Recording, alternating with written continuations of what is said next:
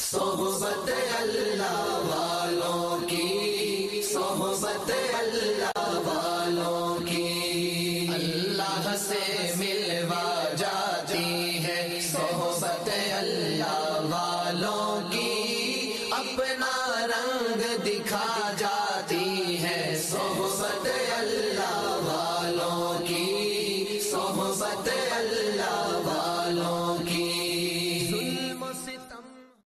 اور جس دیس کی عدالت عدل کرے، وکیل عدل لے کر دے، وہ دیس کبھی برباد نہیں ہو سکتا، وہ قوم کبھی برباد نہیں ہو سکتی، چاہے پانچوں دریا خشک ہو جائیں اور چاہے ساری بجلیاں چلی جائیں اور ہمارے پاس وہی ٹمٹماتی بتیاں ہوں اور وہی تیل کے چراغ ہوں، لیکن اگر میرے دیس میں عدل ہے تو دنیا کی کوئی طاقت ہمیں کچھ نہیں بگاڑ سکتی ہمارا۔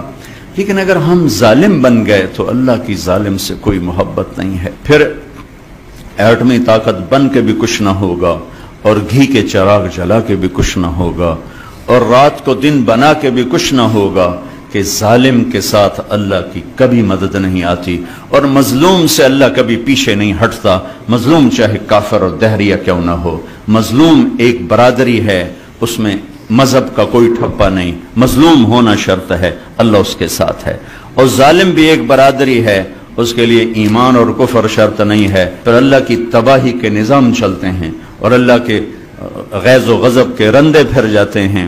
میں آپ سے گزارش کروں گا، آپ اپنی ذات سے شروع کریں، حکومت کا انتظار نہ کریں، آپ اپنی ذات سے شروع کریں۔ آج کے بعد میں اس اللہ اس کے رسول کی نافرمانی نہیں کروں گا، آپ کی عدالت میں کوئی بے نمازی، کوئی وکیل عورت، کوئی وکیل مرد بے نمازی نہ ہو، کوئی ظالم کا پشت پناہ نہ ہو۔ ہم یزید کو سب گالیاں دیتے ہیں، حسین کے لیے اب بھی آپ رو رہے تھے، لیکن کام سارے وہی ہوتے ہیں جس سے یزید کی تقویت ملتی ہے، حسین کو نہیں ملتی۔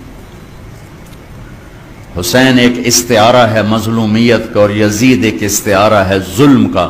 اب یہ قلم میں آپ کو دے رہا ہوں، لکھ لو، اب یزید کے استعارہ میں جانا چاہتے ہو یا حسین کے استعارہ میں جانا چاہتے ہو، یہ دنیا مٹ جائے گی، موت مٹا دے گی، ایک دن کسی کو یاد بھی نہیں ہوگا کہ طارق جمیل کون تھا اور احمد قیوم کون تھا اور چشتی صاحب کون تھے اور صدر صاحب کون تھے۔ قبریں مٹی میں مٹی بنا دیتی ہیں، یہاں کی ہر عزت دولت شہرت کی آخر انتہا یہ چند مٹھی خاک کے سوا کچھ نہیں۔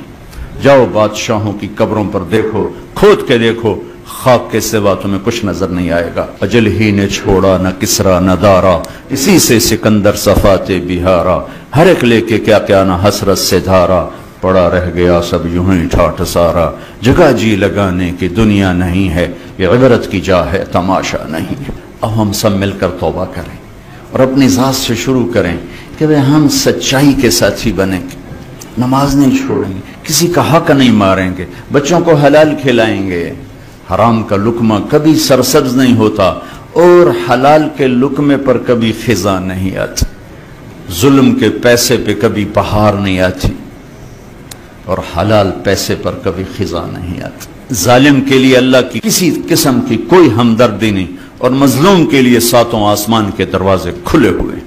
جو اپنے بچوں کو حلال کھلائے گا اس کے بچے نہال رہیں گے، آباد رہیں گے، خوشحال رہیں گے۔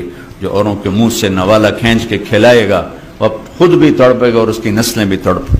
تو میں آپ سب بھائی بہنوں سے گزارش کرتا ہوں کہ نئی زندگی شروع کریں، پچھلی پر توبہ کر لیں۔ رمضان ہے اور مغفرت کا مہینہ چل رہا ہے، مغفرت کا مہینہ چل رہا ہے، اور رمضان کا مطلب ہے جل جانا۔ رمضان جل جانا، یہ کیا مطلب ہے جل جانا؟ اس میں کیا جلتا ہے جو اس کا نام رمضان اللہ نے رکھا ہے؟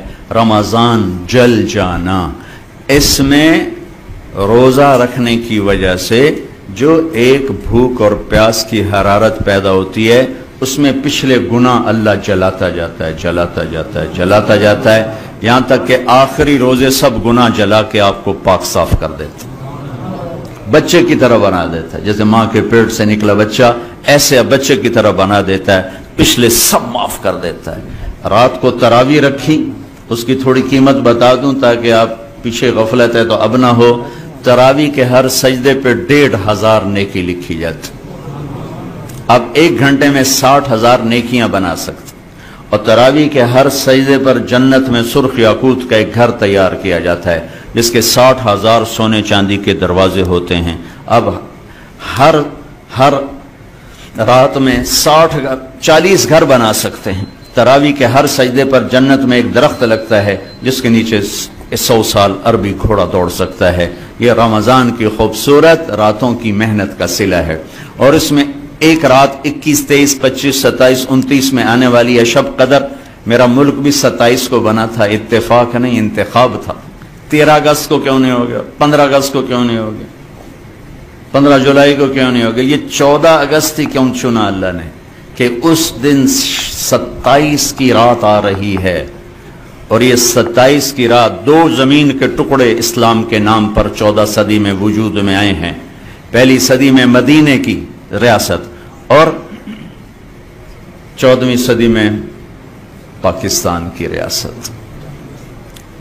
اور اتنا خوبصورت ٹائم کا انتخاب، کتنی ریاستیں دنیا میں بنی اور آئندہ بھی بنے گی۔ 27 رمضان شب قدر شاید کسی کو نصیب نہ ہو، یہ اتنا اور میں دعا کیا کرتا ہوں اس کا نام رکھنے والے، اللہ اس کی قبر ٹھنڈی کرے، جس نے اس کا نام پاکستان رکھا، پاک زمین، سبحان اللہ۔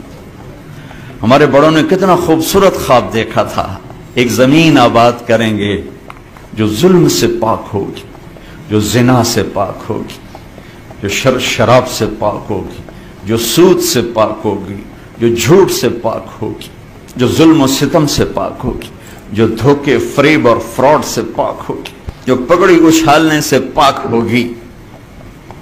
لیکن چمن میں تخت پر جس دم شہ گل کا تجمل تھا، ہزاروں بلبلیں تھی باغ میں ایک شور تھا، غل تھا، کھلی جب آنکھ نرگس کی نہ تھا جز خار کشبہ کی، بتاتا باغباں رو رو یہاں غنچہ یہاں گل تھا۔ وہ دو قبروں میں چلے گئے خواب دیکھنے والے کہ ایک دیس بنے گا جہاں ماں کی عزت ہوگی، بیوی کا احترام ہوگا، بیٹی کی سر پہ چادر کو کوئی نہیں کھینچے گا۔ میرے تلمبا میں رنجیت سنگھ نے 1818 میں ملتان فتح کیا تو اس نے 3 بازار حسن بنائے، ایک ملتان میں، ایک کہروڑ پکا میں، اور ایک تلمبا۔ تلمبا میرا ہوم ٹاؤن ہے، اس کے ساتھ ہی میرا گاؤں۔ تو ایک زمانے بعد خیال ہے کہ طوائفیں بھی تو کسی کی بیٹیاں ہیں، پتہ نہیں کس مجبوری نے ان کو اس گھنگرو پہنائے ہیں۔ میں نے تو جب ان سے مل کر حالات سنے تو میں سوچ میں پڑ گیا کہ طوائف ظالم ہے یا وہ سردار ظالم ہے جس نے گھنگرو پہنا ہے، یہ وہ معاشرہ ظالم ہے جس نے اس غریب کی بیٹی کو گھنگرو پہنائے۔ میرا تو کلیجہ پھٹ گیا۔ بات کی ہمارے ایک ساتھی نے کہ میری بیٹی ہو، ہم آپ پہ حضرت بی بی فاطمہ کی چادر چڑھانے آئے ہیں۔ کوئی تقریر ہے، ایک جملہ، ان بچیوں نے پھوٹ پھوٹ کے رونا شروع کر دیا، اوئے ہوئے ہوئے، پہاڑ پتھر پگھل رہے تھے ان کے آنسوں۔ یہ دیس بڑا پیارا ہمیں ملا تھا، جغرافیائی لحاظ سے بھی عجیب و غریب ہے، معدنیات سے بھی عجیب و غریب ہے، اور انسانی صلاحیتوں کے لحاظ سے بھی عجیب و غریب ہے۔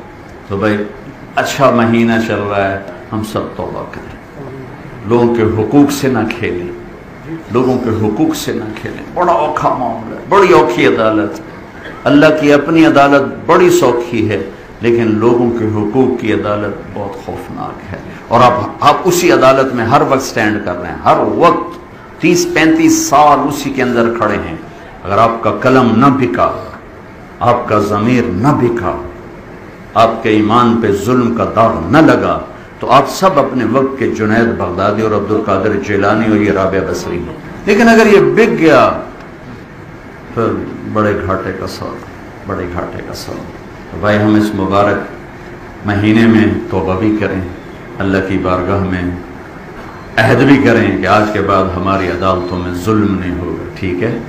اور کسی سے اگر آپ ناراض ہیں، لڑے ہوئے ہیں، صلح فرما لیں کہ رمضان میں جو لوگ آپس میں لڑے ہوں ان کی بخشش نہیں ہوتی، تو آپس میں صلح فرما لیں، معاف فرما دیں، ایک دوسرے کو معاف کریں، خود جا کے معافی مانگ لیں، فریقین میں صلح کرایا کریں، تو اس پر اللہ تبارک و تعالی آپ کے اگلے پچھلے گناہ معاف فرمائیں گے۔ اور بھوکا رہنے میں پیغام ہے غریب کی ہمدردی کا، اس لیے فطرہ رکھا میں آخری بار، صدقہ فطر جو فطرانہ کہتے ہیں، فطرانہ عام طور پر اخباروں میں چھپ جاتا ہے گندم کے لحاظ سے، وہ کوئی آج کل 100-200 روپے بنتا ہے، لیکن اگر آپ کشمش کے لحاظ سے دیں گے، ہمارے نبی نے فطرانہ دیا کشمش کھجور، کشمش کا فطرانہ ایک آدمی کا 2000 بن جاتا۔ تو آپ سب سے کہتا ہوں جب آپ فطرانہ دینے لگیں تو کشمش کے ریٹ معلوم کر کے اس کے لحاظ سے دیں یا کھجور کے لحاظ سے دیں تاکہ غریب کا زیادہ فائدہ ہو، ٹھیک ہے۔